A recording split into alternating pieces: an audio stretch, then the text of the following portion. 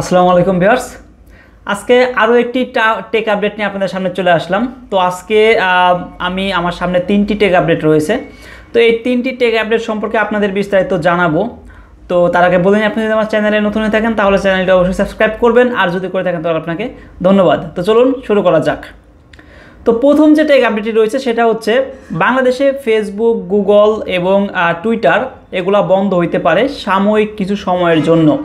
এটা বাংলাদেশের অর্থ মন্ত্রণালয় থেকে জানানো হয়েছে।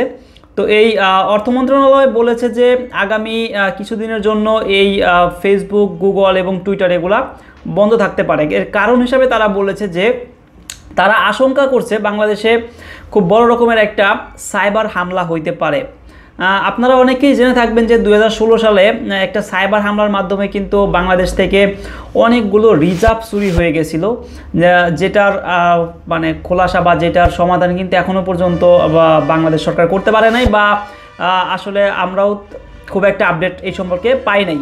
তো তারই পরিপ্রেক্ষিতে বাংলাদেশের অর্থ মন্ত্রণালয় তারা চিন্তা করতেছে যে আসলে সামনে কোরিয়ান একটা হ্যাকার গ্রুপ তারা হয়তো বা বাংলাদেশে একটা সাইবার হামলা চালাবে এবং বাংলাদেশের ব্যাংকগুলোতে তারা এই কাজটা করবে এবং এখান থেকে প্রচুর পরিমাণে অর্থ তারা হাতে নেওয়ার চেষ্টা করতেছে। সো এইরকম একটা আশঙ্কা থেকে বাংলাদেশের অর্থ মন্ত্রণালয় থেকে বলা হয়েছে যে আসলে আপনার ফেসবুক, টুইটার এবং গুগল এগুলা বন্ধ হইতে পারে, কারণ সামাজিক যোগাযোগ মাধ্যমগুলো ইউজ করেই বেশিরভাগ ক্ষেত্রে এই ধরনের সাইবার হামলাগুলো চালানো হয়। তো এটা ছিল আমাদের প্রথম আপডেট। তো সেকেন্ড যে আপডেটটা রয়েছে আমাদের সেটা হচ্ছে আমেরিকার প্রেসিডেন্ট ডোনাল্ড ট্রাম্প এবং নবনির্বাচিত প্রেসিডেন্ট জো বাইডেনকে নিয়ে। তো আমেরিকার সিস্টেম অনুযায়ী বা আমেরিকার নিয়ম অনুযায়ী যে প্রেসিডেন্টের একটা অ্যাকাউন্ট থাকে, আপনার গুগল অ্যাকাউন্ট এবং ফেসবুক অ্যাকাউন্ট। তো এই অ্যাকাউন্টগুলো কিন্তু আসলে আমরা যেভাবে চালাই ওরা ওইভাবে চালায় না। মানে বিষয়টা কেমন, ধরুন আপনি একটা ফেসবুক অ্যাকাউন্ট ক্রিয়েট করছেন বা একটা টুইটার অ্যাকাউন্ট ক্রিয়েট করছেন, এটা কিন্তু আজীবন আপনারই থেকে যাবে। কিন্তু প্রেসিডেন্টের যে অ্যাকাউন্ট এটা আসলে টুইটার কর্তৃপক্ষ দেয় বা ফেসবুক কর্তৃপক্ষ দেয়। সো ফেসবুক কর্তৃপক্ষ থেকে প্রেসিডেন্টকে টুইটার অ্যাকাউন্টটা দেওয়া হয় এবং আপনার ওই ফেসবুক অ্যাকাউন্টটা দেওয়া হয়। সো টুইটার এবং ফেসবুক অ্যাকাউন্ট যখন প্রেসিডেন্টকে দেয়, এই প্রেসিডেন্ট যতদিন থাকবে ততদিনই সে ওই অ্যাকাউন্টটা ইউজ করতে পারবে। এরপরে নতুন যে প্রেসিডেন্ট আসবে সেই অ্যাকাউন্ট তাকে হস্তান্তর করতে হবে।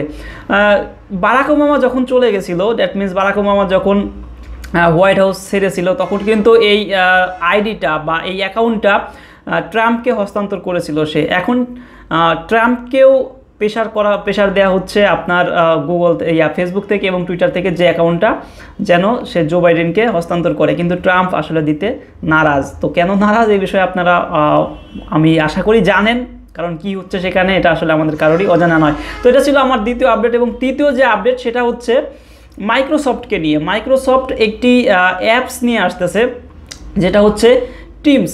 এই টিমস অ্যাপসের মাধ্যমে অনলাইনে ফ্রিতে কথা বলা যাবে।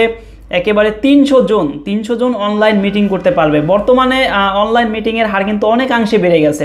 এই যে এই লকডাউনের ভেতরে বা এই একটা প্যান্ডামিক মানে মহামারীর ভেতরে আসলে জুমের যে ইউজটা এটা কিন্তু অনেকাংশে বেড়ে গেছে। গুগল মিটের যে ইউজ সেটাও কিন্তু অনেকাংশে বেড়ে গেছে। আমাদের বাংলাদেশেই কিন্তু ইউনিভার্সিটিগুলোতে জুমের মানে ইউজটা কী ব্যাপক হারে বেড়েছে এটা আসলে আপনারা সবাই জানেন।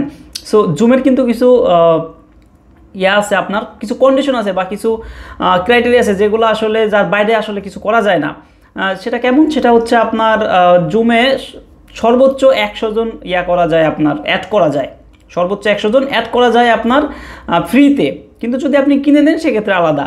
এবং সর্বোচ্চ 40 মিনিট পর্যন্ত আপনি কথা বলতে পারবেন।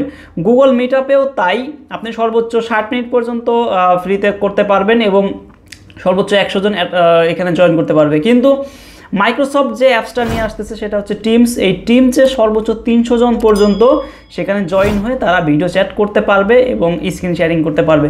সো মাইক্রোসফটের এটা কিন্তু আসলে মোটামুটি ভালো একটা আপডেট এবং তারা একটু এগিয়ে থাকার জন্যই এই ধরনের একটা অ্যাপস নিয়ে আসতেছে। তো এটা আশা করি আমাদের জন্য ভালোই হবে। তো এই ছিল মোটামুটি আজকের 3টা আপডেট। তো আপডেটগুলো সম্পর্কে আপনার মতামতকে অবশ্যই কমেন্টে কমেন্ট করে জানান এবং আমার ভিডিওটাকে লাইক দেবেন, শেয়ার করবেন এবং সাবস্ক্রাইব করে আমার সাথে থাকবেন। ধন্যবাদ।